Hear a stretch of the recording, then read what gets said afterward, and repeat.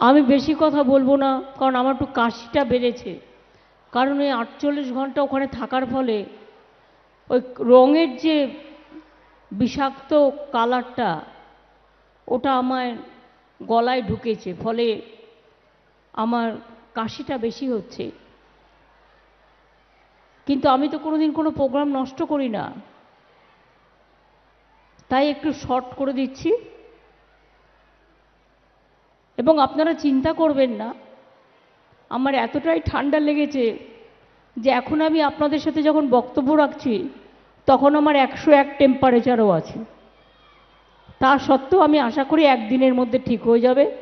কাল বাজেট আছে, আমি বাজেটে যাব। আমি নিজে 48 ঘন্টা অনশন আগে করেছিলাম, আবার করলাম। আমি প্রধানমন্ত্রীকে অনেকবার বলে এসেছিলাম। আমি শুধু বলতে চাই, আমি গরিব মানুষের জন্য যদি কিছু করতে পারি আমি নিজেকে ধন্য মনে করি। সাধারণ মানুষের জন্য যদি আমি কিছু করতে পারি আমি নিজেকে ধন্য মনে করি। ধনধান্যে পুষ্পে ভরা আমাদের এই বসুন্ধরা, নবান্নে ঘেরা।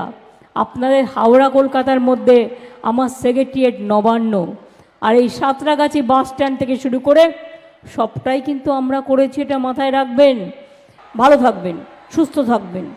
আমি আপনাদের কাছে এসে আমার টেম্পারেচারও কমে গেছে, আমি ভালো হয়ে গেছি। সুতরাং আমি কালকেও করেছি আমার নবান্ন, আজও করেছি, কারণ বাজেট চললে তো আমায় কাজ করতে হয় না, সবটাই করতে হয়। কাজেই নিশ্চিন্তে থাকুন। এসব রোগ টোগ ব্যথা ট্যাথা আমাকে কখনোই কাবু করতে পারিনি জীবনে।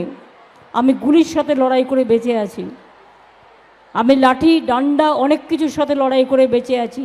বঞ্চনা, লাঞ্ছনা, অপমান, যতদিন বেঁচে থাকবো, যেদিন থাকবো নাও, মনে রাখবেন আমার নামের সাথে একটা নাম থাকবে, আন্দোলন অ্যান্ড সংগ্রাম আর মানবিকতা। ভালো থাকবে।